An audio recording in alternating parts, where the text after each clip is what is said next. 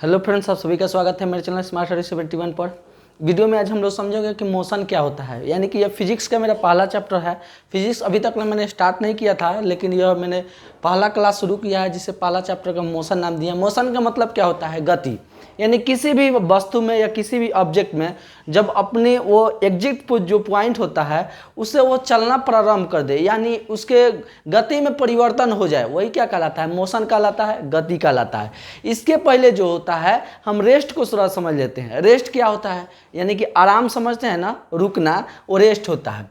Rest क्या होता है कि its position does not change with respect to the reference point.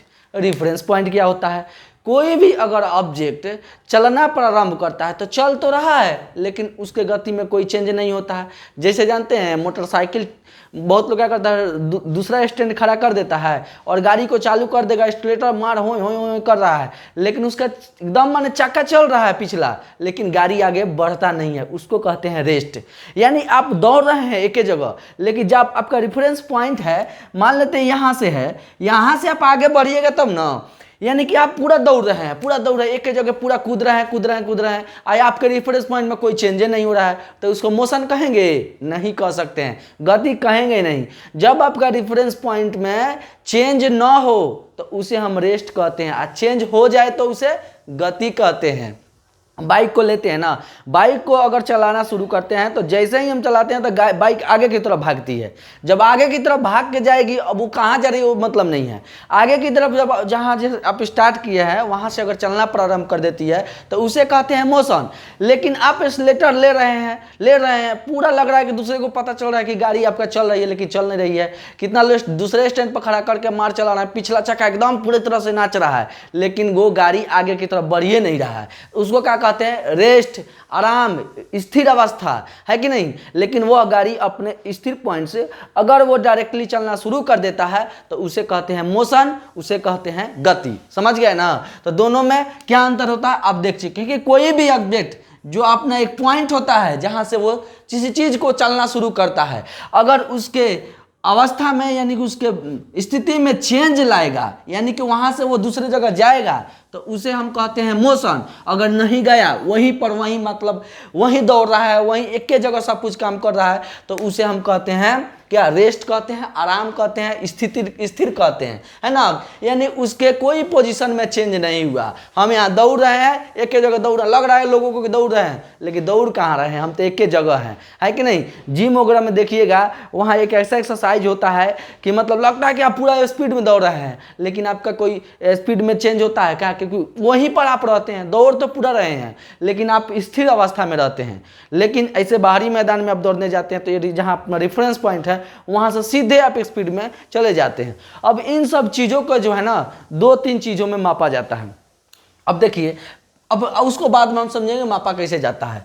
अब देखिए, पहले चीजें जो होता है ना, ये मोशन कितने प्रकार के होते हैं? कितने प्रकार का? एक होता है लीनियर मोशन। क्या होता है? लीनियर मोशन मतलब होता है रैखिक गति। भाई रैखिक गति क्या होता है? कोई भी ऑब्जेक्ट जो होता है जो सीधी रेखा में चले, क्या रखे? सीधी रेखा में चले। कोई, अब देखिए, चलने के लिए बहुत सारा स्थिति है। जैसे आप देखते हैं ना, कोई गोल गोल घूमता है, तो कोई आधे घूमता है, तो कोई तेज चलता है, तो वो गति भी होना चाहिए ना, अलग अलग नाम से। तो लीनियर मोशन कौन सा होता है? लीनियर मोशन वैसी गति जो सीधी रेखा में चले। भाई सीधी रेखा में क्या क्या चल रहा है? जैसे कि प्रकाश है, सीधी रेखा में गमन करती है। ध्वनि है जो सीधी रेखा में गमन करती है। मान लेते हैं आपका बाइकें है, सीधी रेखा में चलती है, चाहे आप उसको गोल गोल घुमाइए, वो अलग की बात होता है। कोई भी ऑब्जेक्ट जब वो सीधी रेखा में चलना प्रारंभ करती है, एकदम सीधा स्ट्रेट, तो उसे हम क्या कहते हैं? लीनियर मोशन या रैखिक गति कहते हैं। समझ में आए ना? अब यहाँ से बाइक को हम स्टार्ट किए, एकदम सीधे, एकदम इधर उधर कहीं नहीं मोड़ रहे हैं, पूरा सीधे हम लेके जा रहे हैं, उधर कहीं मोड़ना ही नहीं है, लेकिन वह मुड़ ही जाता है थोड़ा थोड़ा, लेकिन उसको देखा नहीं जाता। तो जो चीजें एक स्ट्रेट लाइन में फॉलो करेगा, स्ट्रेट लाइन में जाएगा, वो लीनियर मोशन के अंतर्गत आता है। समझ गए?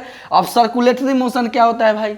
सर्कुलेटरी मोशन आप समझ रहे हैं ना, कि जो गोल गोल घूमे उसे हम सर्कुलेटरी मोशन कहते हैं, यानी कि उसे हम संचार की गति। अब एग्जाम्पल के तौर पर क्या कहा जाए भाई कि सर्कुलेटरी मोशन का एग्जाम्पल कौन सा है? तो देखिए, जैसे पृथ्वी सूर्य का परिक्रमा करती है ना, लेकिन हम आपको बताए हैं फिजिक्स में भी कि वो सर्कुलेटरी मोशन तो नहीं करती है, है ना, दीर्घवृत्तीय पथ पर लगाती है। सर्कुलेटरी मोशन में क्या होता है, कोई भी वस्तु केंद्र में रहता है, तो सूरज तक केंद्र में स्थिर है नहीं, लेकिन चंद्रमा को ले लीजिए ना, चंद्रमा सूर्य की परिक्रमा चंद्रमा जो है पृथ्वी की परिक्रमा करता है, तो ये पृथ्वी की परिक्रमा करना मान लेते हैं ये अर्थ हो गई, अर्थ, और चंद्रमा इसको गोल गोल गोल गोल क्या करता है, घूमता है, तो क्या कहा, मतलब उसको क्या कहा जाएगा, सर्कुलेटरी मोशन कहा जाएगा। समझ ली एक एगो चीज है जो होता है, किसी भी ऑब्जेक्ट को केंद्र मानकर अगर गोल गोल घूमा जाए तो उसे हम क्या कहते हैं, सर्कुलेटरी मोशन कहते हैं, संचार की गति कहते हैं। समझ गए, यानी कि ऐसा मोशन जो सीधी रेखा में गमन करे, वैसी रेखा जो सीधे लाइन या स्ट्रेट लाइन पर जाए, उसे हम कहते हैं क्या, स्ट्रेट लाइन या लीनियर मोशन या रैखिक गति कहते हैं। वैसे मतलब गति जो गोल गोल घूमे, एक किसी ऑब्जेक्ट को केंद्र मानकर।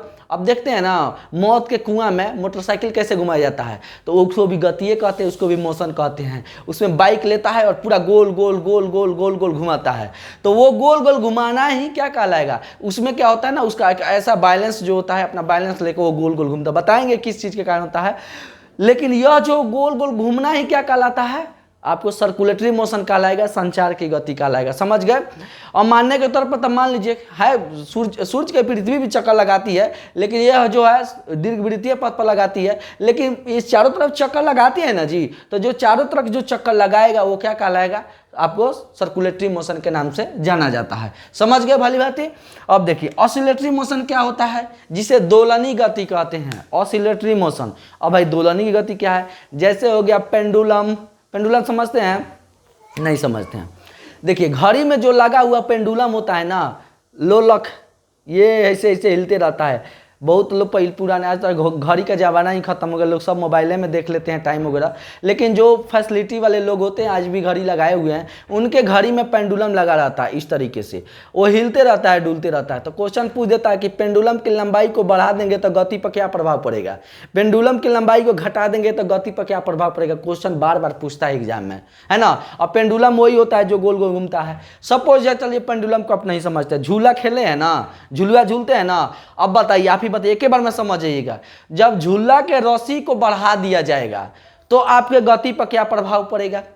यानी कि वो जो आपको झूला होता है उसका रस्सी अगर बहुत बड़ा होगा तो आपका जो मतलब कि पेंडुलम का जो ये है गति आप करते हैं तो आप ज़्यादा ही डिस्टेंस को कवर करिएगा। यानी हो सकता है कि आप अगर यहाँ से यहाँ तक आ रहे हैं पूरी तरह से, इस पॉइंट से इस पॉइंट तक इस झूला का रस्सी है, आप यहाँ इस पर बैठे हुए हैं ना जी, तो इसको यहाँ से यहाँ तक आ रहे हैं, तो कहा जाता है कि इस रस्सी को जितना बढ़ाएंगे, जितना रस्सी को बढ़ाएंगे हम उतना ही डिस्टेंस को कवर करेंगे। यानी यहाँ से इस पॉइंट तक जो है ज़्यादा से ज़्यादा हम कवर करेंगे। यानी कि जब हमको धकेला जाता है तो हम बहुत दूरी तक जा सकते हैं और फिर उतना ही बैक आ सकते हैं, है ना। वो सब दोलनी गति के अंतर्गत आता है। समझ गए।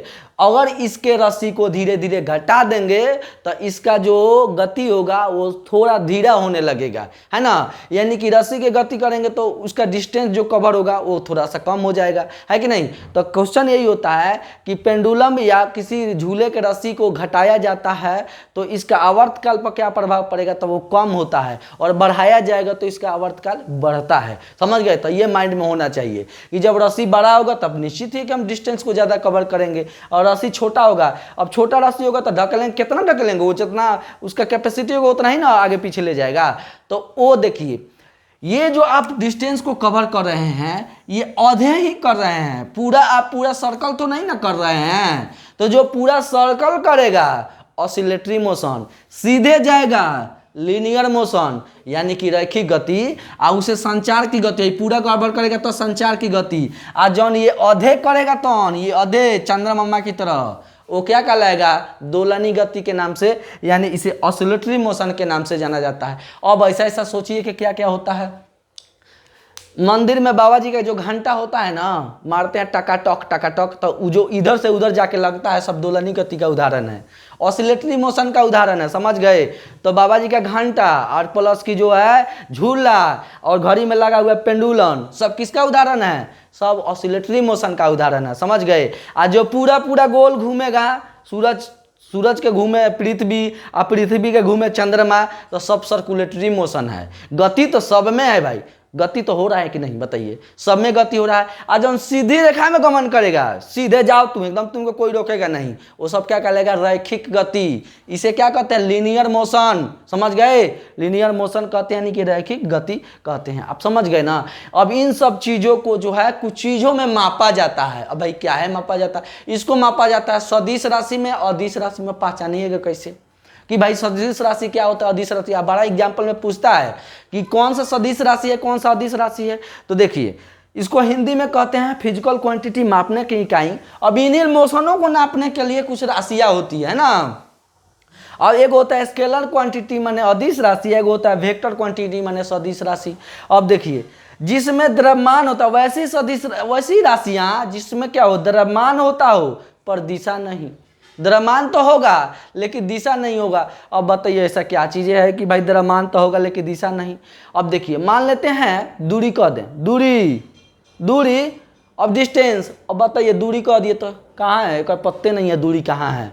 अब आप जा रहे हैं सीधा और आपको खुदे पता नहीं है कि हम कहाँ जा रहे हैं, तो वो दूरी कहलाता है। लेकिन दूरी कब कहलाएंगे, डिस्टेंस कब कहलाएंगे, एक ऐसा पॉइंट जहाँ से आप चलना प्रारंभ किए और जहाँ एक ख़त्म किए, जहाँ से चलना प्रारंभ कर दिए ख़त्म किए, तो वो एक डिस्टेंस कवर होता है ना, उस दूरी। तो दूरी क्या होता है, चलना आप शुरू कर दिया लेकिन आपको अते पते नहीं है, वो दूरी हो गया चाल। दूरी हो गया, चाल हो गया, ये सब सदिश राशि का माने अदिश राशि यानी कि स्केलर क्वांटिटी का उदाहरण है ना। तो ये सब क्या कहलाएगा, स्केलर क्वांटिटी। अब देखिए, वैसी राशियाँ जिसमें द्रव्यमान और चाल दोनों हो। अब बताइए, द्रव्यमान और चाल दोनों होता है वो सदिश राशि क्या। अब द्रव्यमान और चाल क्या है, जैसे मान लेते हैं कि बल समझते हैं ना, कोई भी चीज़ को इसको उठाने के लिए हमको कोई ना कोई बल लगा होगा। जैसे कोई किताबें को हम उठाते हैं, जैसे मान लेते हैं कोई किताब को हम उठा रहे हैं तो इसमें कोई बल लगा होगा। तो इसमें क्या है, द्रव्यमान भी है और क्या है इसमें चाल। मान लेते हैं कि चाल के मतलब क्या हुआ, कितना स्पीड से हम कहीं जा रहे हैं, तो उसको भी तो कितना न्यूटन से हम उठाए, तो उसका भी एक चाल है। तो जिसमें दोनों होता है, द्रव्यमान भी हो और चाल दोनों हो। चाल मतलब समझ रहे, कितना किलोमीटर पर स्पीड से जा रहे हैं, वो चाल होता है। द्रव्यमान मतलब मास होता है ना। अब आपका द्रव्यमान कितना है, जैसे आप पढ़े होंगे ना कि हाइड्रोजन का द्रव्यमान होता है, हीलियम का द्रव्यमान होता है, चंद्रमा का द्रव्यमान कितना होता है। जो जिसमें मास होता है वो द्रव्यमान होता है और साथ साथ उसमें चाल भी होता है, वो सब क्या कहलाएगा, वेक्टर क्वांटिटी यानी कि सदिश राशियाँ। अब जिसके अब कैसे ही पहचानिएगा, तो एग्जाम्पल के तौर पर आप माइंड में रखिएगा, जिसके साथ में ना वो रहता, एक द्रव्यमान को छोड़कर जिसमें वो रहे ना या वो रहे, वो सब क्या कहलाता है, वो सब सदिश राशि है। जैसे बल हो गया, ठीक है, वेग हो गया है ना, त्वरण हो गया, ये सारा हो गया ना। और उसके बाद हो गया आपको विस्थापन हो गया। ये देखिए हिंदी में कर लीजिएगा ना तो समझ में सब आ जाएगा। अब इसका हो गया इंग्लिश में फोर्स, वेलोसिटी, एक्सीलरेशन, डिस्प्लेसमेंट, है ना। तो इंग्लिश में तो नहीं पता चलेगा आपको, इंग्लिश में पता नहीं चलेगा, लेकिन हिंदी में थोड़ा सा कन्वर्ट कर लीजिएगा ना तो राशि को तुरंत पहचान लीजिएगा, है कि नहीं। जिस मतलब वर्ड में वो अब दिख जाएगा ना, सब सदिश राशि है। बाकी द्रव्यमान एगो छोड़ दीजिए, बाकी सब जो। तो बताइए, चाल में कुछ है, चाल नहीं ना, है ना, दूरी में है कुछ, वो नहीं है। तो ये सब मान लीजिए कि अदिश राशि है। ये सब जो होता है सदिश राशि होता है। कौन कौन, बल हो गया, त्वरण हो गया, वेग हो गया, विस्थापन हो गया, यानी कि फोर्स, वेलोसिटी, एक्सीलरेशन, डिस्प्लेसमेंट। अब एक एक चीज़ सब आपको पढ़ाएंगे। ये सब आपको राशियाँ है मोशन का, राशि नहीं मतलब इसके काइंड्स है, सब चीज़ आपको हम पढ़ाएंगे, एक एक करके पढ़ाएंगे, इसलिए सब्र करके रखिए। हम आपको अभी सदिश और असिद्ध राशि जो है, अदिश राशि पहचानने का तरीका बता, क्योंकि दे देता है एग्जाम में कि पहचान है कौन सा सदिश राशि है, कौन सा अदिश राशि है। तो जिसमें वो और वो दिखेगा एगो द्रव्यमान के छोड़ के, वो सब क्या कहलाएगा, सब क्या कहलाएगा, सब कहलाएगा आपको सदिश राशि। क्या कहलाएगा, सदिश राशि। अब बाकी सब छोड़ दीजिए तो सब अदिश राशि कहलाएगा, यानी कि स्केलर क्वांटिटी, और इसको सदिश को वेक्टर क्वांटिटी के नाम से जाना जाता है। तो वो और वह दिखेगा, मारिएगा वेक्टर क्वांटिटी। हिंदी में तनी कन्वर्ट कर लीजिएगा, इतना में नहीं बुझाएगा, है ना।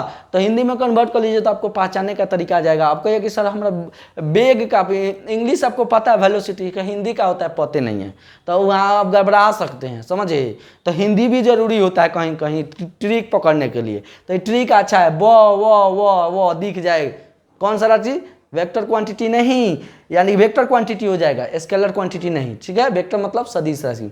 भली बात आप समझ गए होंगे। आगे हम लोगों को एक एक करके पढ़ना है सब, इसमें पढ़ना है स्पीड क्या है, इसका फार्मूला क्या है, एक्सीलरेशन क्या है, विस्थापन क्या है, सारा एक एक करके। इतनी लंबा चैप्टर है, इसको पूरा बढ़िया से हम लोग पढ़ेंगे।